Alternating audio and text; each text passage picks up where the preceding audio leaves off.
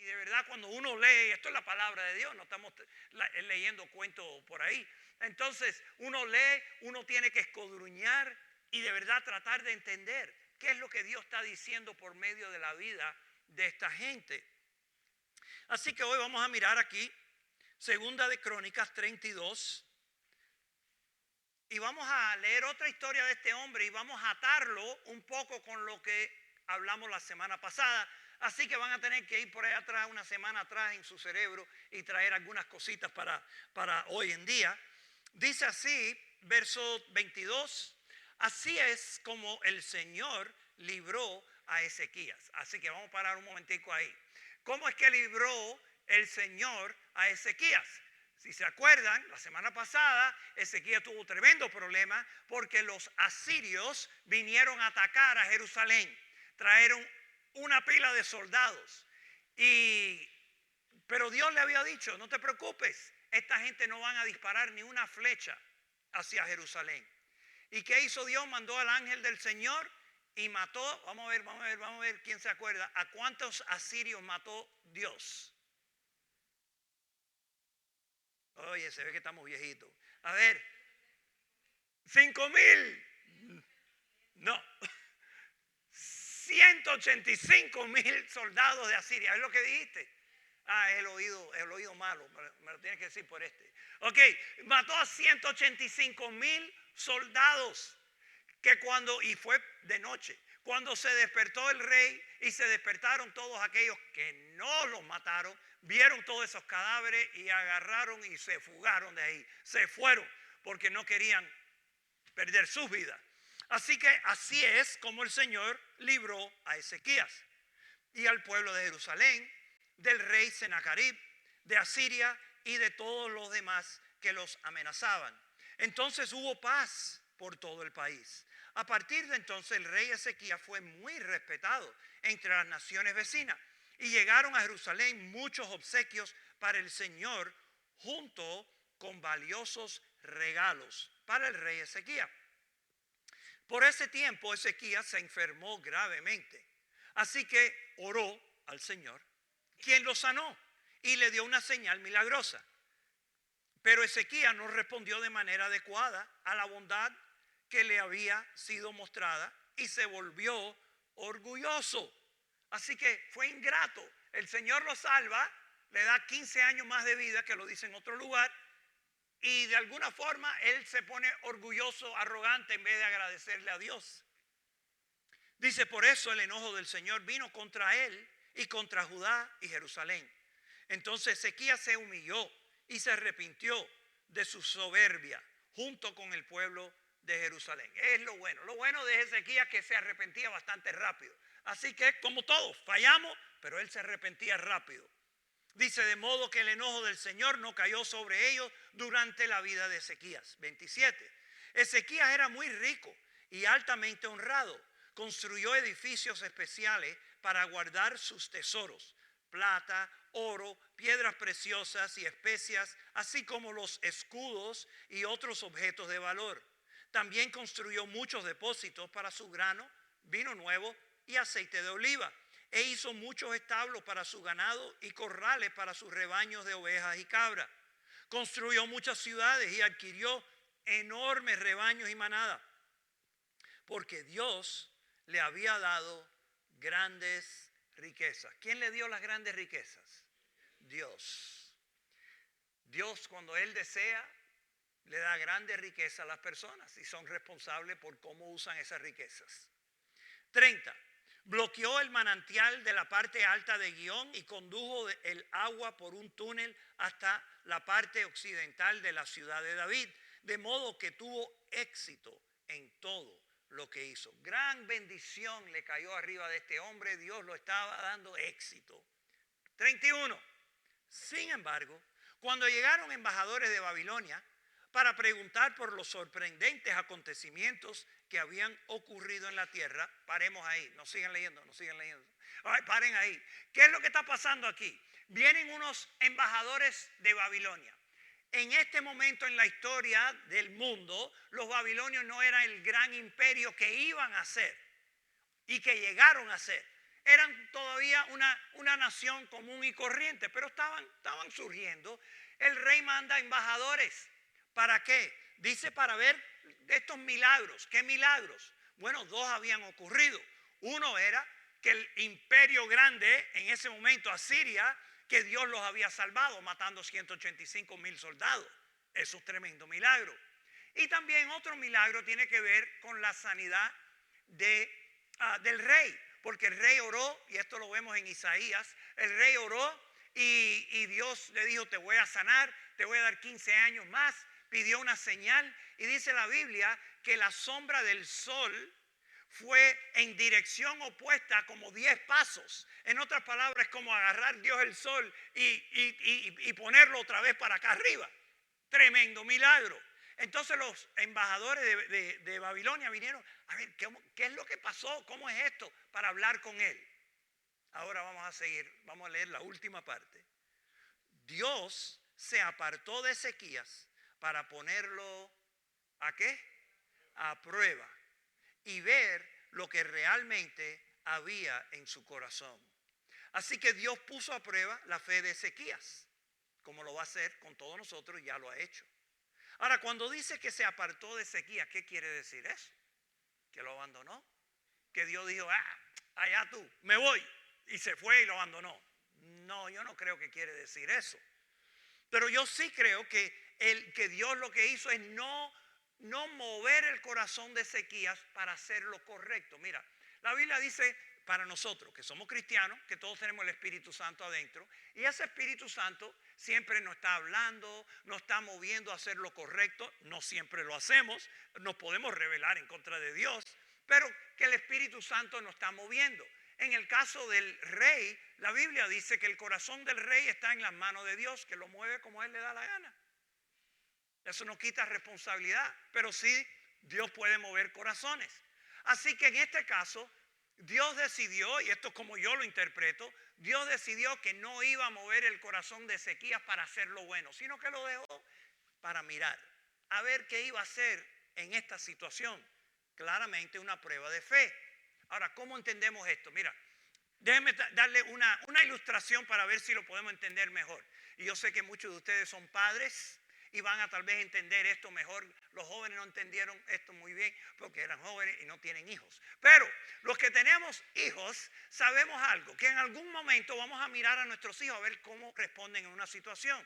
Vamos a suponer que usted va para Walmart, ¿ok? Se lleva a su hijo de 8 años, van para Walmart, se estacionan, entonces van a caminar, están en el parking lot, ¿verdad? Van caminando hacia Walmart y alante de ustedes está una señora como a 10 pies por delante y su hijo empieza a caminar más rápido y él está como a 5 pies más adelante.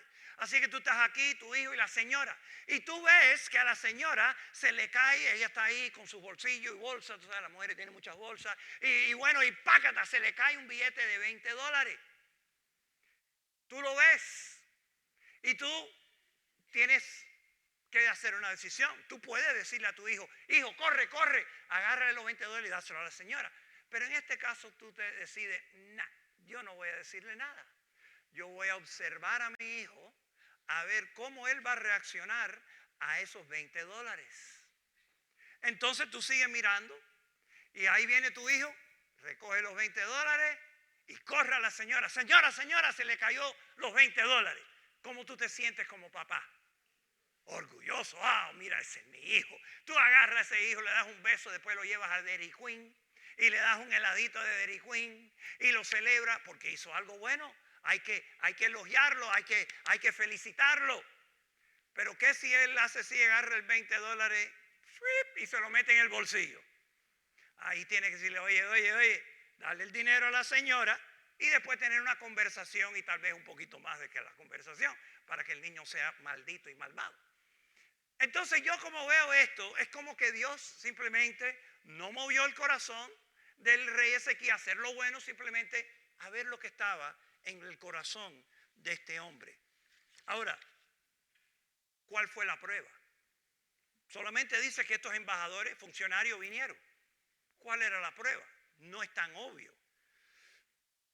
Para eso vamos a tener que leer Segunda de Reyes 20. Así que vayan conmigo a Segunda de Reyes 20, los libros de Crónicas, primero y segunda, y los libros de Reyes tienen muchas de las mismas historias, se complementan. Aquí vamos a ver una historia donde Crónicas nos da una parte de la historia y el libro de Reyes nos da otra parte de la historia. Y poniéndolos juntos, creo que podemos entender cuál fue la prueba de Dios para Ezequías. Así que Segunda Reyes 20 dice así, empezando con el verso 12.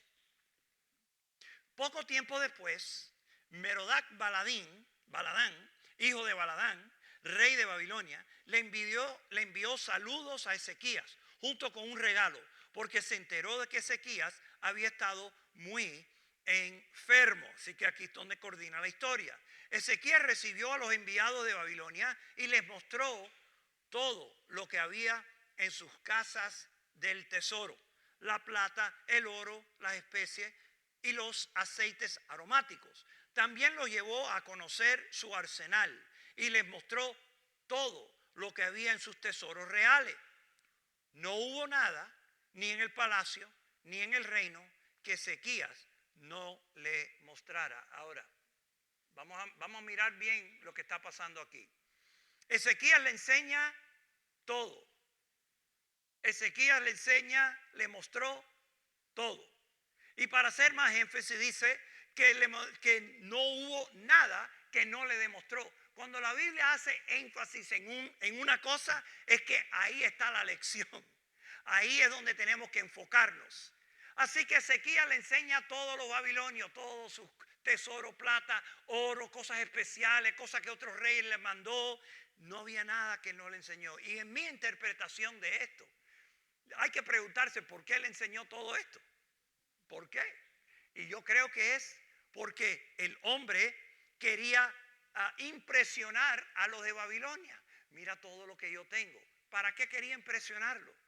Porque él quería, esta interpretación de Mandy, él quería hacer una alianza con Babilonia en contra de Asiria. Asiria eran los malos de la época, eran los terribles. Entonces él, haciendo alarde de todo lo que él tenía, podía decir: oye, Babilonia, vamos a aliarnos en contra de esta gente. ¿Cuál era lo malo en eso? Porque no estaba confiando en Dios.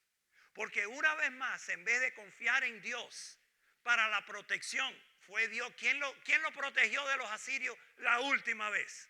Dios. En vez de confiar en Dios, una vez más, estaba usando su propia idea, su propia sabiduría para defenderse. Y yo creo que ahí es donde él falló la prueba. Pero vamos a seguir leyendo. Verso 14. Entonces el profeta Isaías fue a ver al rey Ezequías y le preguntó, acuérdense, el profeta Isaías el grande, ¿qué querían esos hombres? ¿De dónde vinieron? Ezequías contestó: vinieron de la lejana tierra de Babilonia. ¿Qué vieron en tu palacio?, preguntó Isaías. Lo vieron todo, contestó Ezequías. Les mostré todo lo que poseo, todos mis tesoros reales. Por lo menos fue honesto. Parece, él no sintió que él estaba haciendo nada malo y por eso lo dijo todo. ¿Qué vieron? Todo. Se lo enseñé todo. Mira un problemita que hay aquí. Fíjense las palabras que le enseñó: todos mis tesoros. No los tesoros que Dios me había dado, no los tesoros que Dios me ha regalado porque Él es un Dios bueno. No, mis tesoros. Creo que hay un poquito de arrogancia en ese punto. Seguimos en el 16. Entonces Isaías dijo a Ezequías: escucha este mensaje del Señor. Se acerca el tiempo cuando todo lo que hay en tu palacio, todos los tesoros que tus antepasados han acumulado hasta ahora, será llevado a Babilonia. No quedará nada, dice el Señor. Algunos de tus hijos serán llevados al destierro. Los harán eunucos que servirán en el palacio del rey de Babilonia. Entonces Ezequías dijo a Isaías: este mensaje que me has dado de parte del Señor es bueno. Pregunta: ¿qué parte del mensaje era bueno? ¿Qué parte era agradable? que te van a llevar los tesoros, que tus hijos se lo van a llevar cautivo, que para este era bueno. Mira cómo termina. Pues el rey pensaba, por lo menos habrá paz y seguridad mientras yo viva. ¿Ustedes creen que eso es una buena actitud? Allá mis hijos que se los lleven, allá después que yo esté muerto que se lleven todo esto. Mira, la Biblia dice que Ezequías era el más grande de todos los reyes. Hay que creerlo. Y seguro que era un gran hombre con buen fundamento, con buen carácter. Pero óyeme, las historias acerca de él no eran tan buenas. Y aquí el hombre como que no le importa lo que va a pasar en el futuro mientras que no pase en su tiempo. Mi opinión, Ezequías falló la prueba. De nuevo, en vez de confiar en Dios, empezó a confiar en su sabiduría. No le importaba los descendientes ni lo que pasara después. Ahora, Dios no trajo disciplina sobre él durante la vida de él. Él sí murió en paz. Israel o Judá siguió pecando, se metieron en idolatría. Vamos a ver eso la semana que viene. Y por eso Dios trajo toda la disciplina sobre ellos. Pero falló la prueba, en mi opinión. Y esta es la pregunta para hoy. ¿Qué hago cuando mi fe está puesto a prueba? ¿Qué hago cuando mi fe está puesto a prueba? Todos vamos, si eres cristiano, tu fe va a ser puesto a prueba. En el momento que Dios desee, Dios te va a poner a prueba. Ya lo ha hecho. No te estoy diciendo que de aquí en adelante, desde el momento que confiaste en Cristo, hay cosas, puertas que Dios dice que agarra por aquí y tú tienes la decisión. La puerta de fe o de no fe. Pero para entender mejor la idea de las pruebas, vamos a ir a Santiago capítulo 1. Santiago capítulo 1. Si no leyeron a estos últimos días, no te preocupes, ya te puse al día. Ya hemos leído bastante Biblia. Pero bueno, mañana recógela otra vez. Y voy a leer de la Nueva Biblia Latinoamérica. Así que voy a cambiar la versión simplemente porque me gusta más la manera que lo pone. Pero la Biblia es la Biblia, no hay problema. Simplemente lo voy a leer de esta traducción. Que en el app, que si estás usando eso es NBLA. Y dice así, Santiago 1:2. Tengan por sumo gozo, hermanos míos, cuando se hallen en diversas pruebas. Lo primero que dice, pónganse en gozo. Eso es difícil. Yo no sé para ti, pero para mí es difícil. Cuando me encuentro en una prueba, yo no estoy diciendo, Señor, gloria a Dios por esta gran prueba que me has dado. Sea enfermedad, sea crisis financiera, lo que sea. Es difícil, pero ese es el mandato de Dios. Que tengamos gozo. Y fíjense que dice diversas pruebas. Quiere decir pruebas de muchas clases, muchos tipos. Dios no le da la misma prueba a todo el mundo. Pueden parecerse, algunas serán más o menos igual, pero Dios tiene un plan para ti y las pruebas para ti son un poco diferentes que las mías porque todos tenemos tal vez diferentes intereses. Ahora muchos se parecen, pero otros no. Te garantizo que Dios no va a mandarte a ti funcionarios de Babilonia para venir a tocarte en tu puerta para hablar contigo. ¿Okay? Esa no es la prueba que tú vas a tener. Pero vas a tener diversas pruebas. Seguimos verso 3. Sabiendo que la prueba de su fe produce paciencia o perseverancia. Y que la paciencia tenga su perfecto resultado para que sean perfectos o maduros y completos, sin que nada le falte. Y si a alguno de ustedes le falta sabiduría en medio de la prueba, necesita sabiduría, que se la pida a Dios, quien da a todos abundantemente y sin reproche, y le será dada, pero que pida con fe, sin dudar. Porque el que duda es semejante a la ola del mar, impulsada por el viento y echada de una parte a otra. No piense pues que ese hombre que recibirá cosa alguna del Señor, siendo hombre de doble ánimo, inestable en todos sus caminos. Ahora vamos a bajar al verso 12.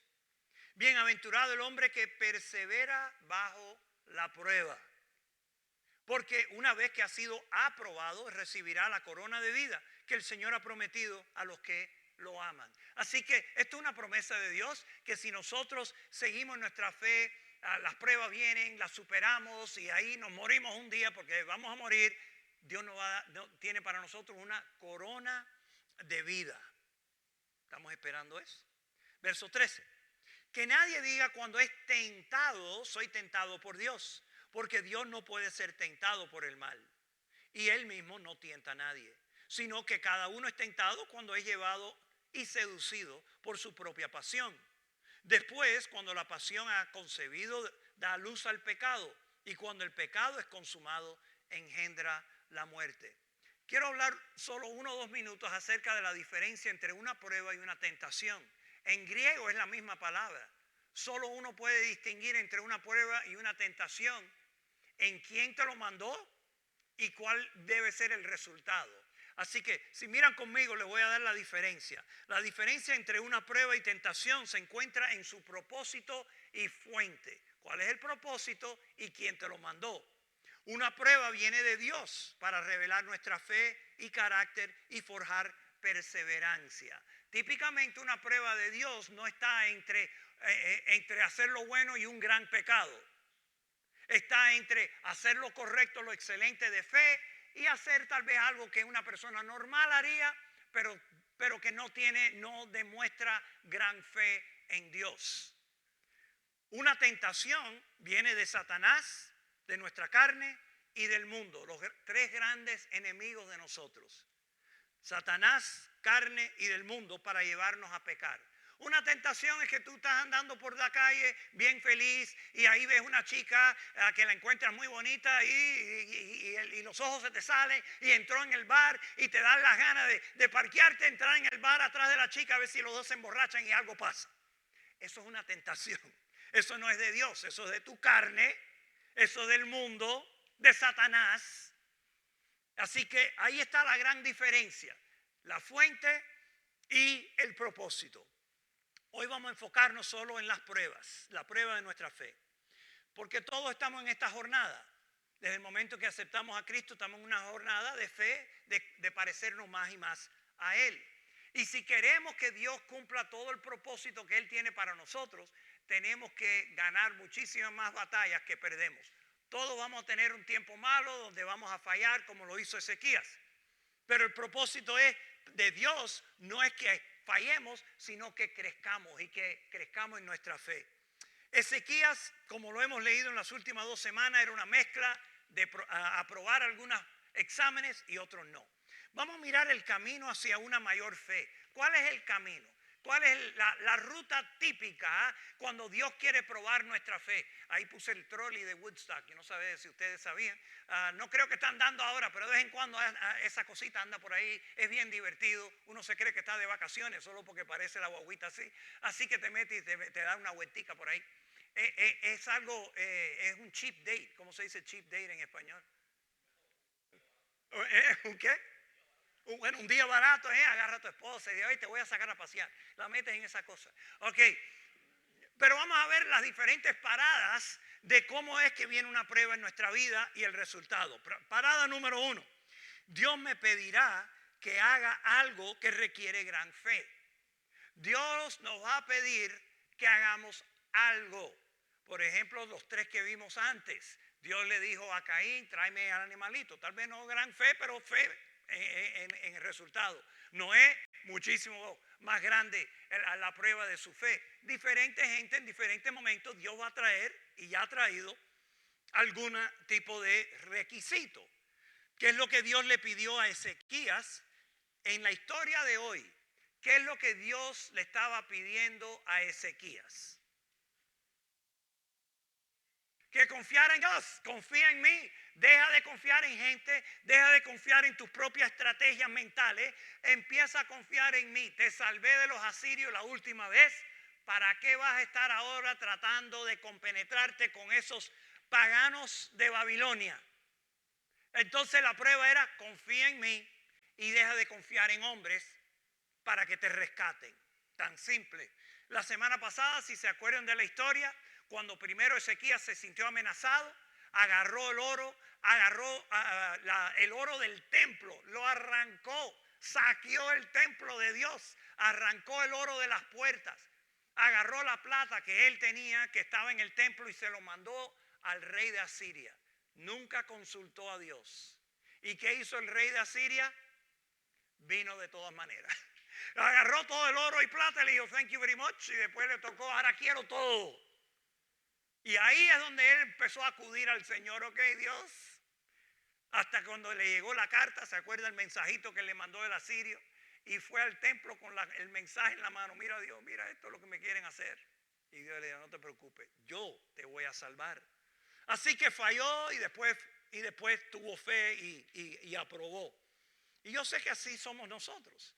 Algunas veces está la puerta de fe, Dios nos pide algo y lo hacemos. Otras veces no lo hacemos. Este año yo cumplo 62 años, en septiembre. Yo acepté a Cristo a los 12 años. ¿Qué quiere decir? Que ya después de septiembre he tenido 50 años en mi vida de estar caminando con Dios. No todos los años han sido muy buenos, pero y 50 años de pruebas de mi fe.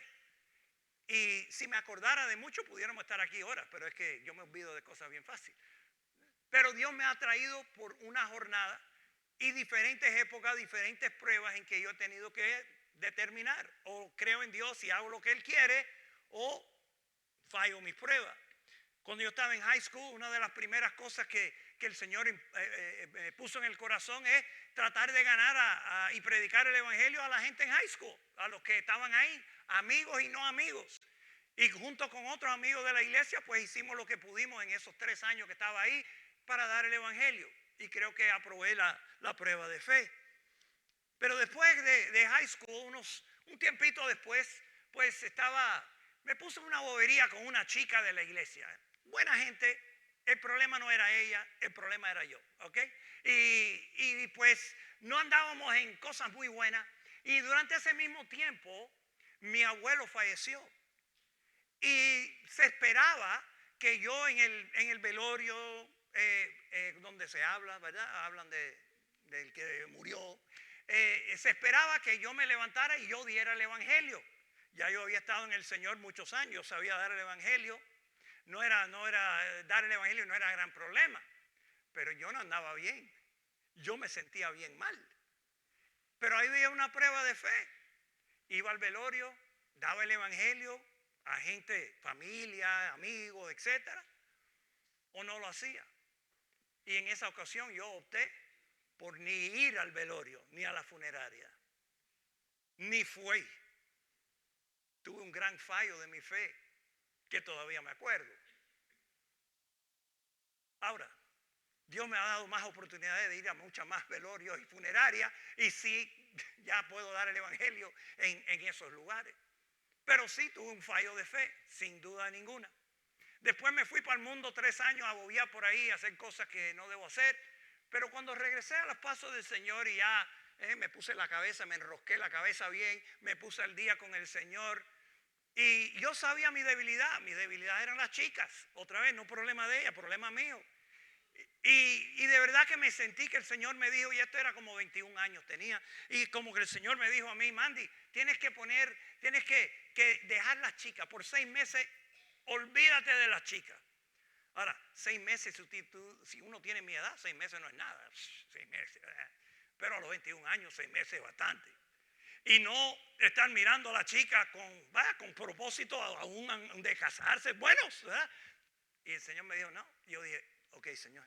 Ok, me sometí a su voluntad por 6 meses. Las hermanitas eran o la hermanita y vaya hermanita. Y él daba con los chicos. Después de los 6 meses, ¿quién llegó a mi vida?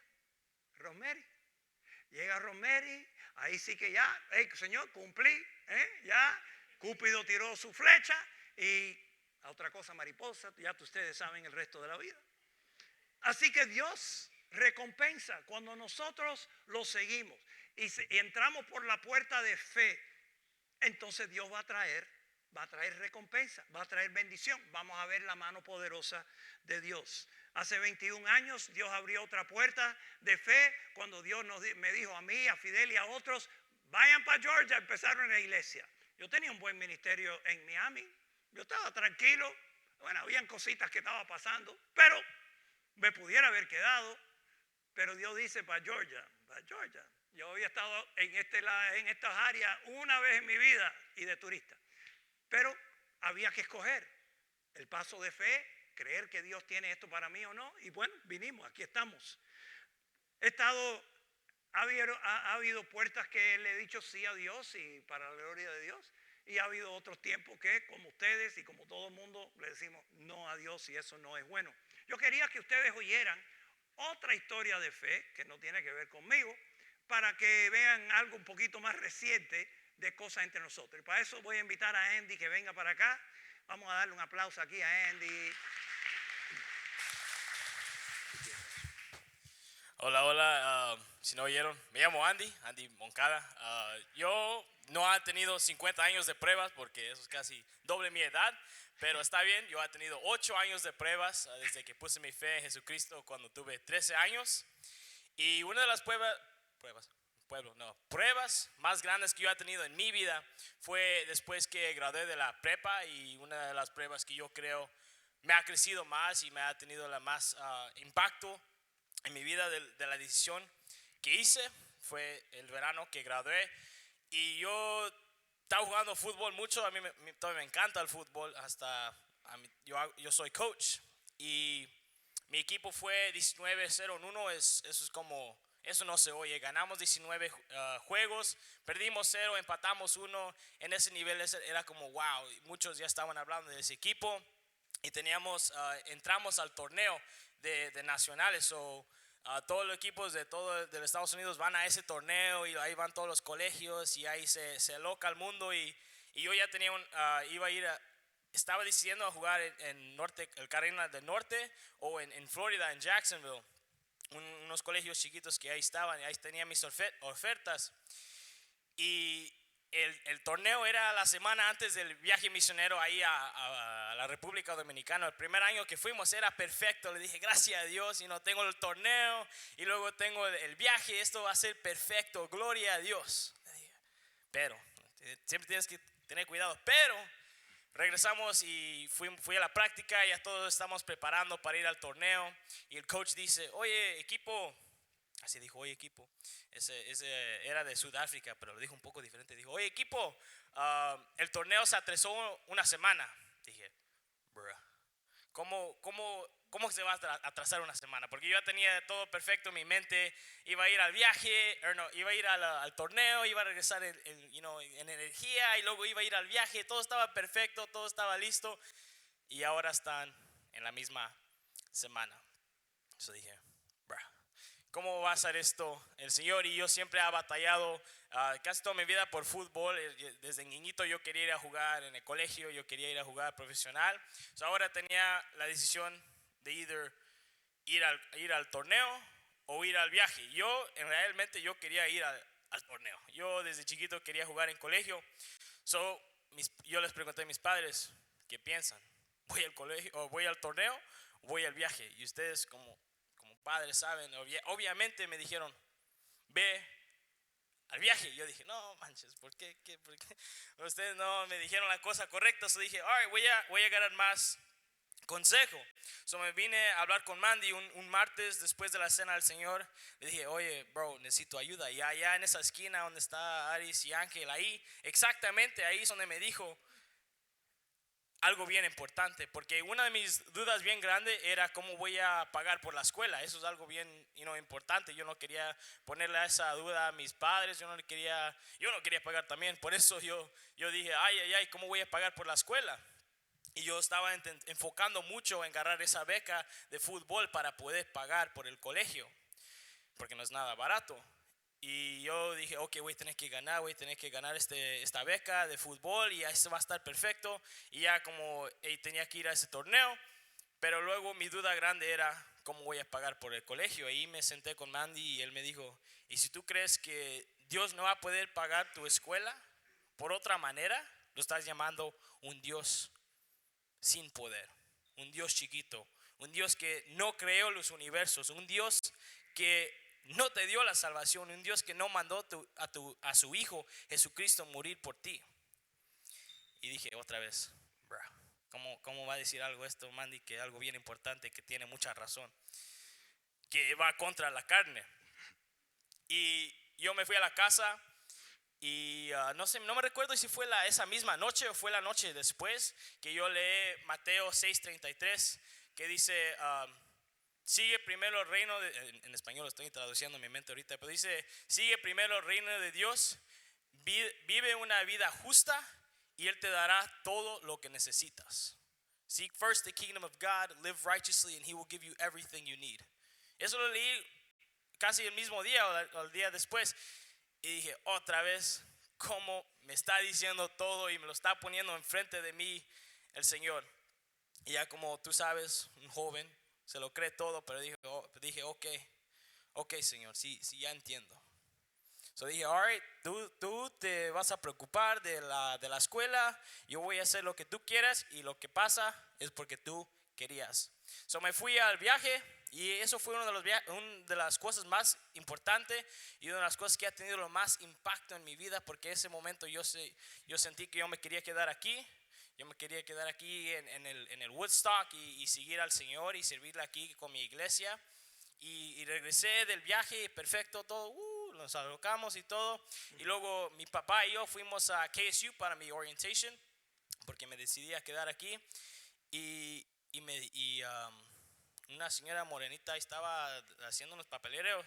Y le hice y estamos ahí haciendo, ya tú sabes lo normal, que papeleo y todo eso. Y me dijo, oye, tú sabes que tú tienes Hope Scholarship. Yo siempre tenía grados buenos, así en la escuela, porque si no me daban coscorrones. Pero yo siempre los tenía. Y hasta se ven todavía. Pero yo tenía grados buenos. Yo no sabía cómo de buenos los grados tenía. Y si yo calificaba por algo o no. Y ella me dijo que yo tenía el Hope.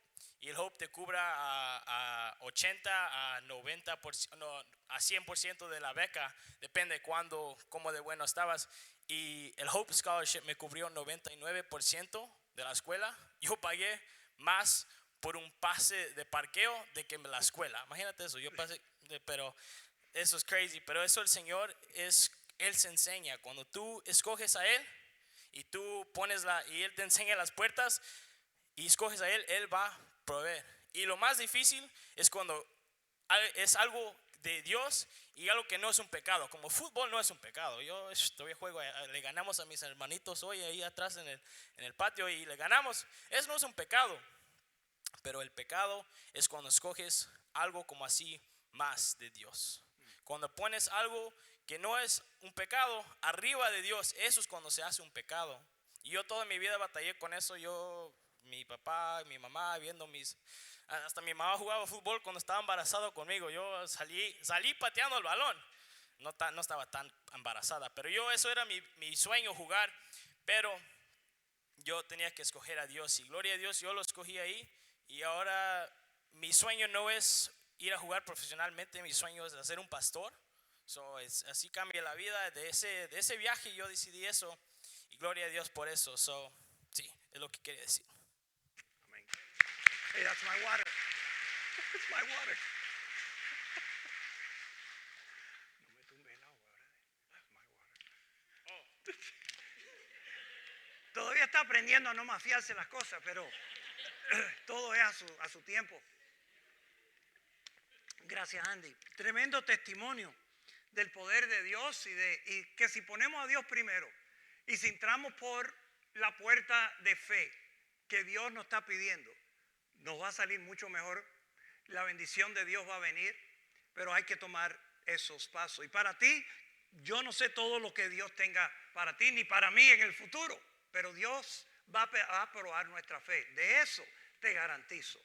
Y va a ser un poco, tal vez nos traiga temor. ¿Qué hacemos? Muchas preguntas. No sé si tiene que ver con ministerio en la iglesia, estirarte en hacer algunas cosas extra, un ministerio nuevo, algo en el trabajo.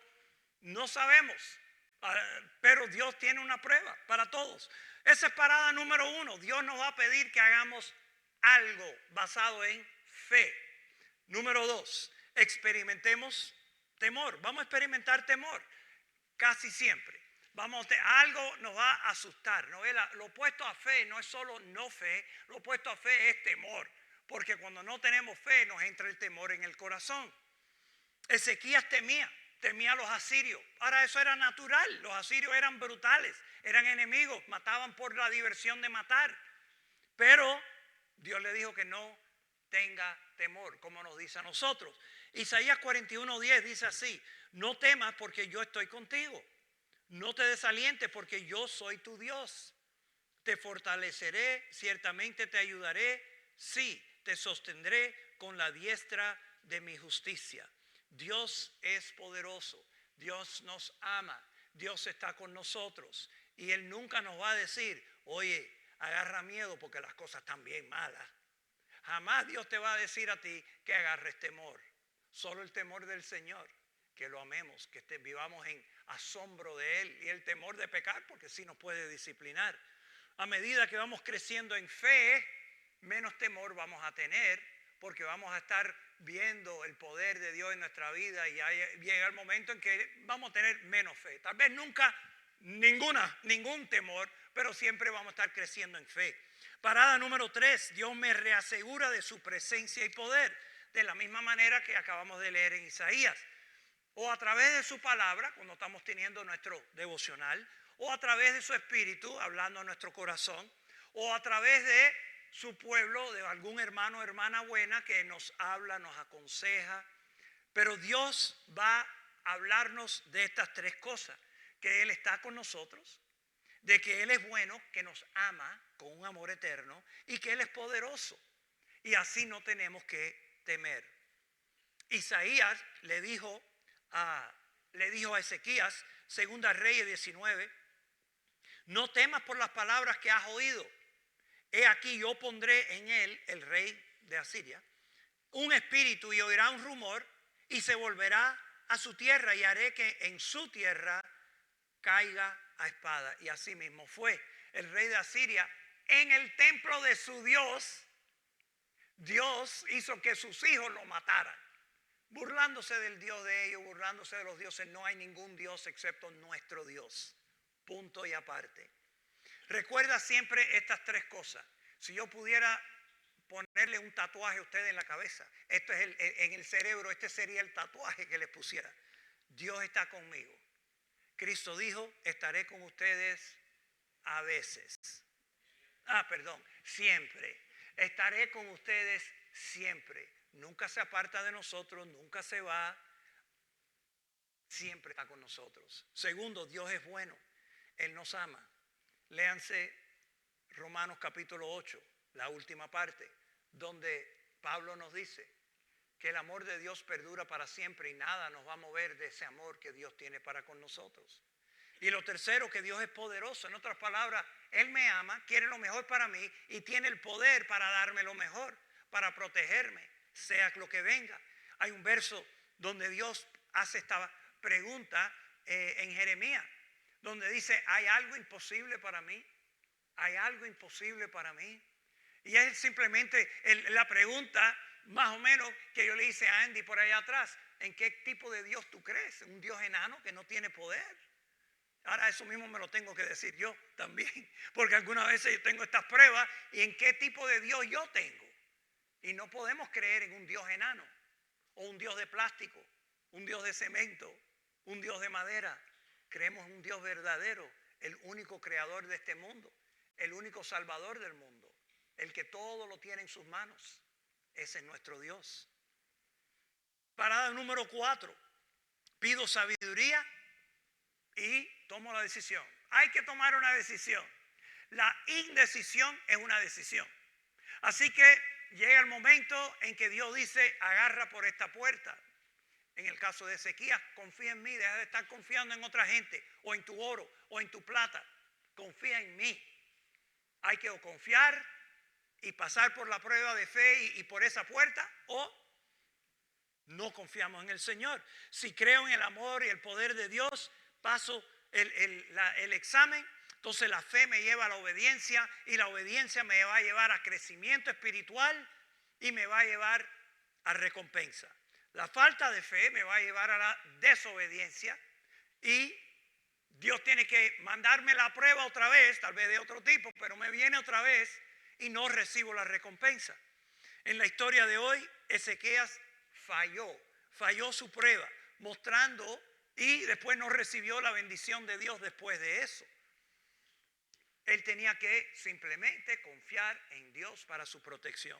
Última parada, Dios responde a mi decisión. Obviamente hay consecuencias.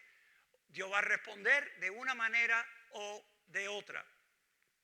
Si escojo el camino de fe, hay crecimiento, hay bendición, hay recompensa, pero si escojo el camino de falta de fe, estoy deteniendo mi propio crecimiento espiritual. Y en algunos casos también puedo recibir la disciplina de Dios.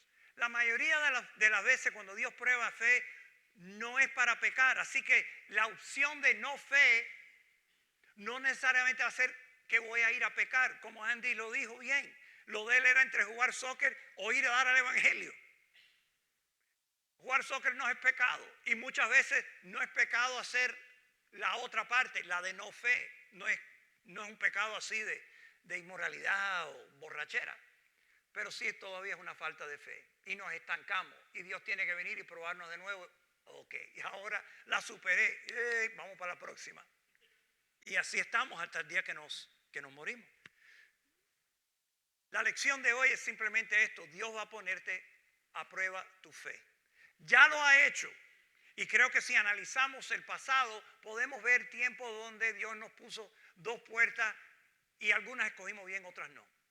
Pero aquí en adelante lo que quiero es ponerlos en conciencia a todos de que las cosas en la vida que les pasan no son coincidencias. Dios te va a poner situaciones donde vas a tener que escoger.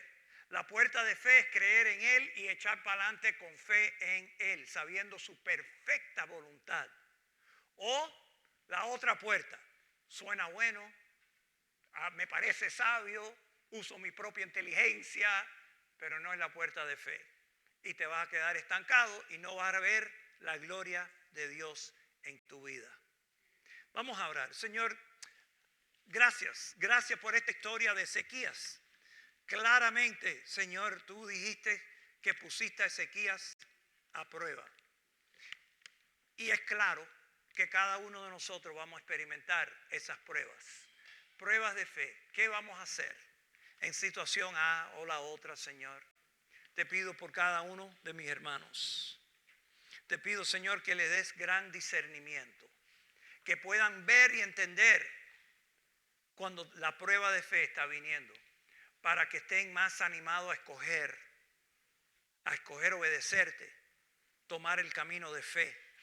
Confiar en ti plenamente. No tener temor. Porque tú eres un Dios de amor que nos amas con un amor eterno.